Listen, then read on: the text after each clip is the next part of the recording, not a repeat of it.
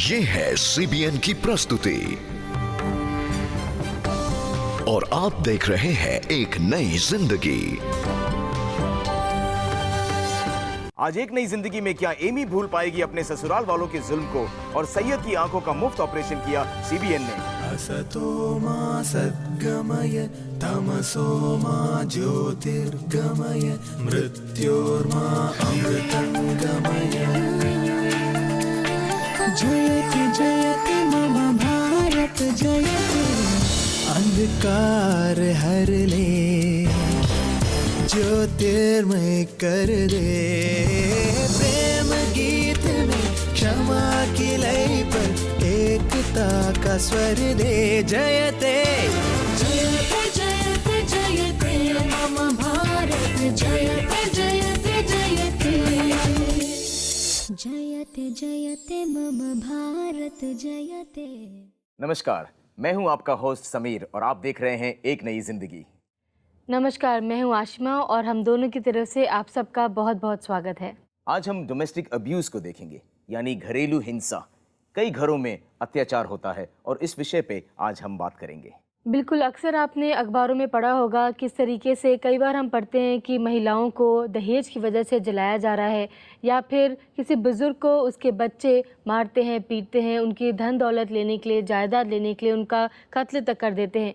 और साथ ही साथ आपने ये भी कई बार पढ़ा होगा कि किस तरीके से बेचारे मासूम बच्चों को उनके शराबी पिता शराब पीने के बाद मारते हैं। इन सब बातों के बारे में आज हम बात करेंगे। आज हम आपको मिलाना चाहते हैं एमी खुशवा से, जो अपनी बेटी के साथ रहती हैं और बहुत खुश हैं।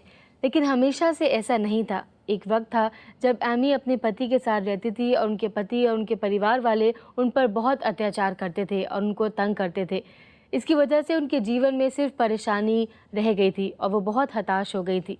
लेकिन फिर धीरे धीरे उनके जीवन में बदलाव आया। आइए देखते हैं कि उनके जीवन में ये बदलाव कैसे आया। बेटा हैंडीकैप था और मैं प्रेग्नेंट थी अपनी बेटी के लिए। उस टाइम मेरे हस्बैंड ने मुझे छोड़ दिया था।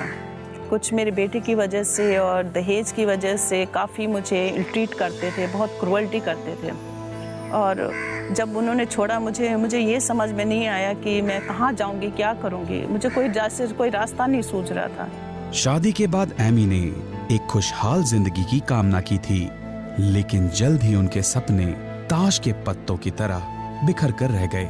मैं दहेज तो लेकर नहीं गई थी क्योंकि हमारे यहाँ तो वैसे भी दहेज का पता ही नहीं था।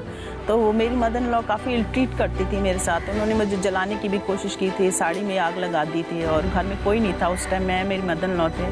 मैंने ये बात अपने हस्बैंड को भी बताने की कोशिश की, पर वो मेरी किसी बात को सुनते नहीं थे। एमी नफरत और जिल्लत भरी जिंदगी जी रही थी।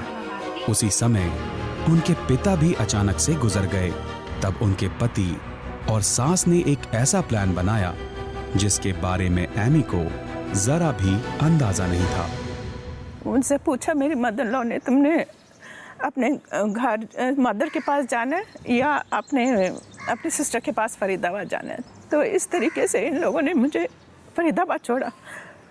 बहुत जल्द ही एमी को ये पता चल गया कि उनके पति और सास ने उनको मायके किस वजह से भेजा था। 1 मंथ तक इन लोगों ने कोई कांटेक्ट नहीं किया। मैंने काफ़ी लेटर्स वगैरह लिख के दिया, लेकिन इन लोगों ने जवाब नहीं दिया। फिर मुझे नेबर्स वगैरह ने बताया कि तुम्हारे हस्बैंड ने तो सेकंड मैरिज कर ली है। मुझे विश्वास नहीं हुआ। नहीं, मैंने कहा ऐसा नहीं हो सकता कि सेकंड मैरिज की है, कि कोई गलत फहमी हो गई है। वो कहने कि तुम बहुत ज़्यादा सीधी हो, इन लोगों ने बहुत कुछ कर दिया, आपकी लाइफ को बिल्कुल बर्बाद करके रख दिया। उन्होंने विलेज में जाके मैरिज कर ली। ये सब ड्रामे जो इन्होंने आपके साथ किया था वो इसीलिए किया था। जब एमी ने ये बात सुनी, उनका दिल टूटकर बिखर गया। फिर जब उन्होंने अपने पति से ये बात पूछी, उन्होंने उनको